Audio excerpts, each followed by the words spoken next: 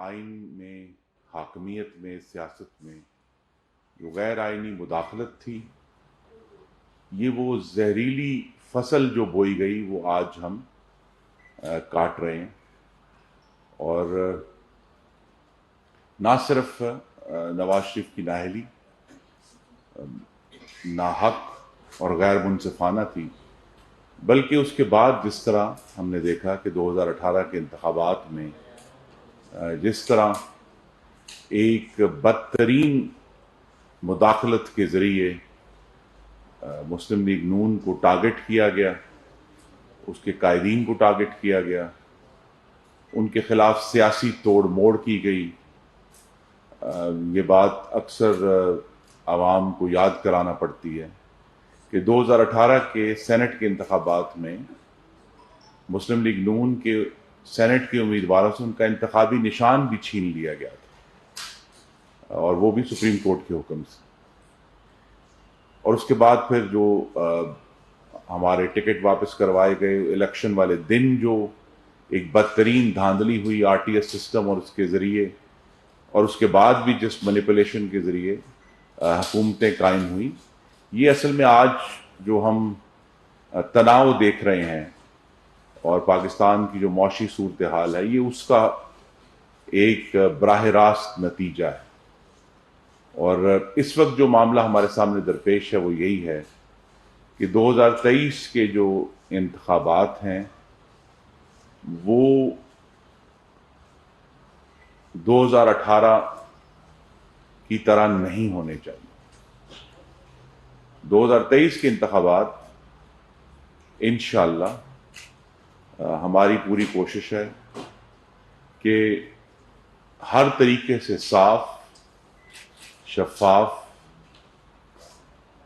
اور غیر آئینی مداخلت سے پاک ہوں. ان میں سب سیاسی جماعتوں کو برابری کا موقع ملے اور ایک ایسا انتخاب ہو جس میں صحیح معنوں میں عوام کی رائے سے ہی مرکز میں اور چاروں صوبوں میں حکومتیں قائم ہوں. اور اس وقت جو ہمیں چیلنج ہے وہ یہی ہے کہ بیک وقت 4 صوبوں میں الیکشن کرانے کی جو قرارداد ہے وہ کل پہلے سینٹ آف پاکستان نے پاس کی، اور اسی کل دوپہر ہی پارلیمان کے مشترکہ اجلاس میں بھی وہ قرارداد پاس ہوئی ہے. سینٹ میں اس قرارداد کا پاس ہونا ایک معنی رکھتا ہے، کیونکہ وہاں پہلی دفعہ یہ زاویہ کھل کر سامنے آیا کہ پاکستان کے چھوٹے صوبوں میں یہ تحفظات موجود ہیں. اگر عام انتخابات سے پہلے ملک کے 55% آبادی والے صوبے پنجاب میں صوبائی انتخابات ہو جاتے ہیں تو اس سے پورے عام انتخابات کا جو معاملہ ہے اس پر ایک گہرا اثر پڑے گا. اس کا مطلب ہے کہ وہ اس طرح جسے ہم کہتے ہیں کہ آزادانہ رائے عوام کی باقی صوبوں میں اور مرکز کے معاملے میں وہ نہیں آ سکے گی، کیونکہ جو پنجاب کا نتیجہ ہے وہ سب کو ایک طرف جھکاؤ کی طرف مجبور کرے گا. یہ بات کل جو پاکستان کا وفاقی ایوان ہے سینٹ، اس میں یہ بات کھل کر ہوئی، اور اس کے نتیجے میں سینٹ نے وہ قرارداد جو ہے وہ پاس کی، پھر جوائنٹ سیشن میں بھی پاس ہوئی. تو ہمارا مقصد تو یہی ہے کہ ہم نے تو ڈسکا نہیں کرنا. اور آپ نے دیکھا ہے کہ پی ڈی ایم کے دور حکومت میں ہم الیکشن چاہے کامیاب ہوں یا ناکام ہوں، ہم نے کسی پریزائڈنگ افسر کو اغوا نہیں کیا، ہم نے انتخابات کے دن گولیاں نہیں چلائیں، ہم نے خواتین ووٹروں کو ہراساں نہیں کیا، ہم نے کہیں ووٹنگ کو آہستہ کرنے کی کوشش نہیں کی. اور یہی مقصد ہے کہ 2023 کا انتخاب جو ہے وہ ہر لحاظ سے الیکشن کمیشن کے حوالے سے، اس کی تیاری کے حوالے سے، مردم شماری کے حوالے سے، ہر لحاظ سے ایک ایسا انتخاب ہوگا جو ملک کو آگے لے کر جائے گا. جو ایک کوشش ہے 2 صوبوں میں انتخابات یہ کروانے کی اسمبلیاں توڑنے کے بعد، وہ ہماری نظر میں مزید انارکی اور انتشار کو جنم دیں گے۔ اسی لیے جو آئین کے مختلف حصے ہیں ان سب کو پڑھنا ضروری ہے۔ آئین یہ کہتا ہے کہ ہمیں چاروں صوبوں کو ساتھ لے کر چلنا ہے۔ آئین یہ کہتا ہے کہ نئی مردم شماری جس پر سب صوبوں کا اتفاق ہو، اس کی بنیاد پر پھر حلقہ بندیاں ہوں صوبائی اور قومی اسمبلیوں کی، اور اس کی بنیاد پر ہی انتخابات ہوں۔ اب اس میں ہمارے سامنے مختلف عدالتوں کے فیصلے موجود ہیں۔ ایک فیصلہ جس کے اوپر جو اس وقت موضوع بحث ہے وہ یہی ہے کہ سپریم کورٹ نے جو فیصلہ ایشو کیا پچھلے ایک ہفتہ پہلے، کہ وہ 4-3 کا فیصلہ ہے۔ ہماری نظر میں یہ بات ہم نے پہلے بھی کی تھی، پھر اس کا اعادہ کیا ہے، لیکن اب اس کے فیصلے کے بعد سے جو 4 فاضل جج صاحبان کے باقاعدہ فیصلے، یعنی جج سے بینچ سے آبزرویشنز نہیں آئیں یا گفتگو نہیں کی، کوئی سوال نہیں ہے، باقاعدہ طور پر ان کے دستخط شدہ فیصلے ہمارے پاس بلیک اینڈ وائٹ میں موجود ہیں،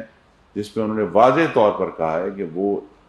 سو موٹو از خود نوٹس کے اختیار کو انہوں نے غلط قرار دیا اس کیس میں، اور کہا کہ یہ کیس جو ہے یہ 4-3 سے اس کا فیصلہ ہو چکا ہے کہ اس کو مسترد کیا گیا۔ اور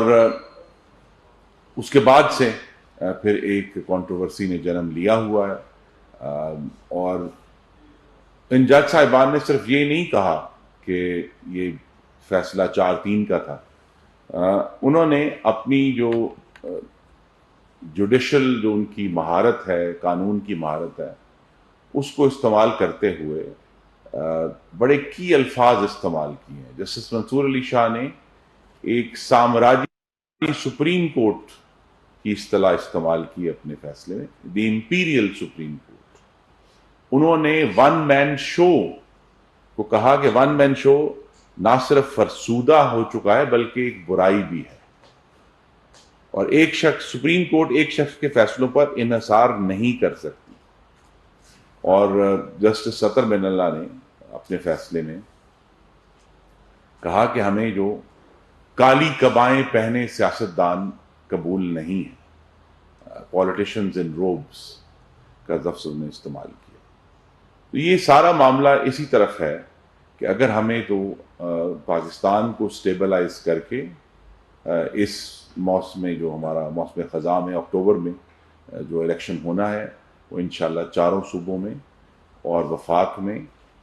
چاروں صوبوں میں نگران حکومتوں کی موجودگی میں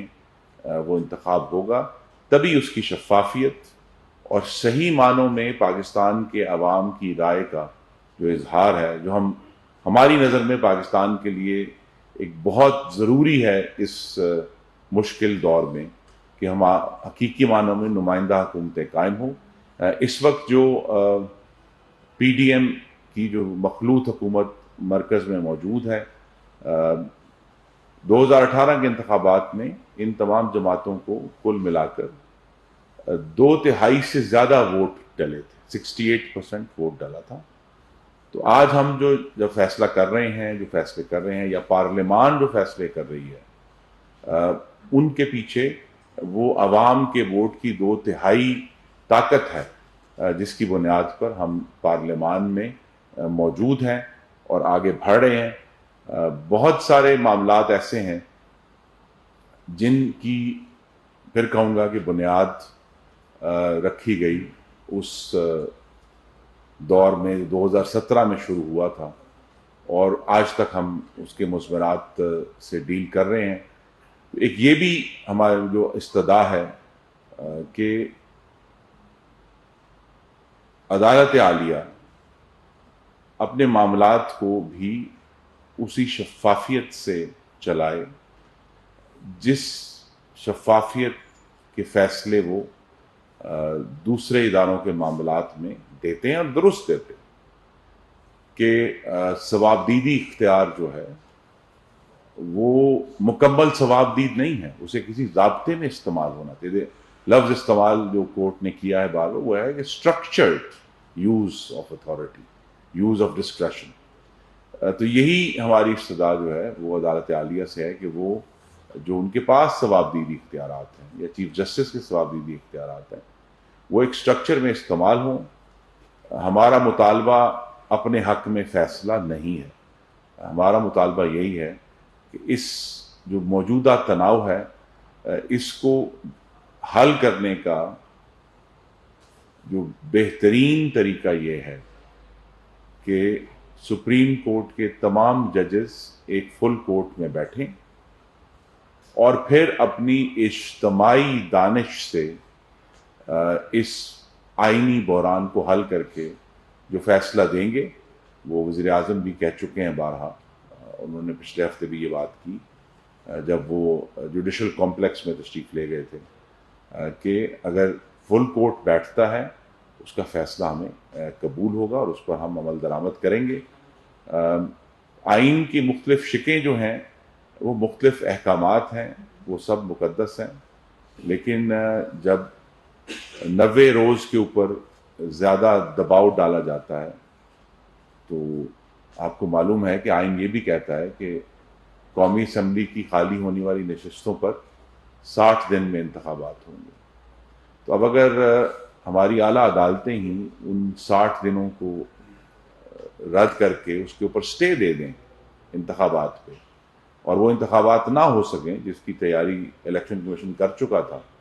تو پھر سوال اٹھیں گے کہ آئین کی جو تشریح ہے جو ہم سب اس پر متفق ہیں کہ سپریم کورٹ نے کرنی ہے، تو پھر اگر ایک معاملے میں تاخیر ہو سکتی ہے تو پھر وہی تاخیر جو ہے وہ کہیں اور اس کا اطلاق کیوں نہیں ہوتا. اور یہی سوال بار بار سامنے رکھا جا رہا ہے. آئین کی جو کلوز 4 ہے، 10 ہے، 10A ہے کہ برابری کا سلوک کرنا ہے. ہماری کورٹ سے ہمیشہ یہ استدعا رہی ہے کہ اگر آپ نے ایک معیار مقرر کر دیا ہے نواز شریف کے کیس میں کہ وہ تنخواہ جو لی بھی نہیں گئی اس کو زبردستی اثاثہ ڈکلیئر کر کے پھر کہنا کہ جی یہ اثاثہ چھپایا گیا اور نواز شریف کو تا حیات نااہل کر دیا گیا، وہی اگر اتنا نازک معیار ہے وزراء اعظم کے لیے تو پھر وہی معیار پھر اس کا اطلاق ان کے بعد آنے والے وزیر اعظم پر بھی ہونا چاہیے، لیکن نہیں ہوا. جو معیار سیٹ کیا گیا نہال ہاشمی کے کیس میں یا دانیال عزیز اور طلال چودھری کے کیس میں کہ ان کو اپنی ان کے سیاسی کریئر جو ہیں وہ ختم کر دیے گئے، ان کو نااہل کر دیا گیا، تو وہی معیار ویسی انہی جیسے الفاظ کے اوپر پھر جو پچھلی حکمران جماعت تھی اس کے لیڈران اور وزیروں پر کیوں نہیں اس کا اطلاق ہو. تو اگر کورٹ یہ فیصلہ کر لے کہ ہمیں وہ جو پولیٹیشنز ان روبس نہیں بننا، ہمیں ون مین شو نہیں کرنا، اور کورٹ کے اندر بھی اسی طرح کی جیسے ہماری ہمیشہ توقع ہے فاضل جج صاحبان سے کہ وہی شفافیت، وہی اسٹرکچرڈ یوز آف اتھارٹی اور وہی collective wisdom in use of authority وہ کریں گے، تاکہ اس وقت جو فیصلوں کے اوپر ہم سب کے تحفظات آتے ہیں، ان کی انٹیگریٹی کے اوپر، کورٹ کی کریڈیبلٹی کے اوپر جسٹس من اللہ نے بہت سیریس ایشوز ریز کیے ہیں. تو کریڈیبلٹی اور ہر قسم کے سوالات کا جواب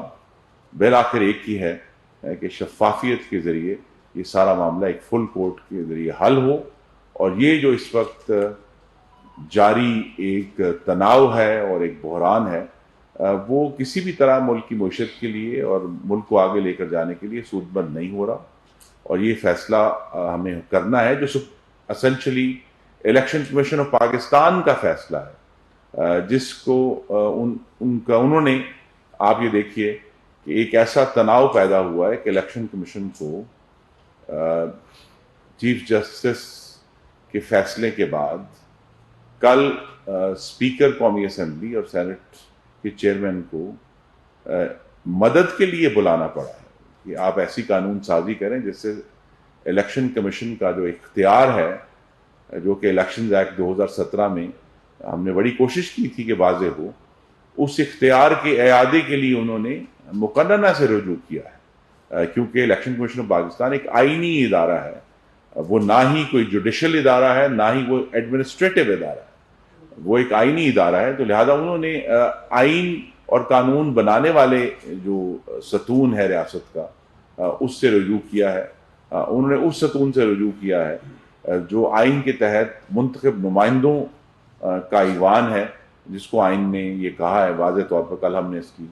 50ویں جو آئین کی سالگرہ تھی وہ منائی، کہ اللہ تعالیٰ کے بعد اقتدار اعلیٰ عوام کے منتخب نمائندوں کے ہاتھ میں ہوگا۔ تو یہ سارے معاملات ایسے ہیں جن پر ماضی میں بہت ڈسٹورشنز اور توڑ پھوڑ اور اتار چڑھاؤ ہوا ہے، لیکن اب جب کہ ہم عام انتخابات کی طرف جا رہے ہیں انشاءاللہ اکتوبر میں، یہ سارے معاملات اگر قانون کے تحت ایک سرعت سے، شفافیت سے حل ہوں گے تو پھر انشاءاللہ 2023 کا انتخاب جو ہے وہ پاکستان کی آنے والے مستقبل کے لیے ایک بہتر اور جمہوری بنیاد ثابت ہوگا۔ میں بہت شکر گزار ہوں۔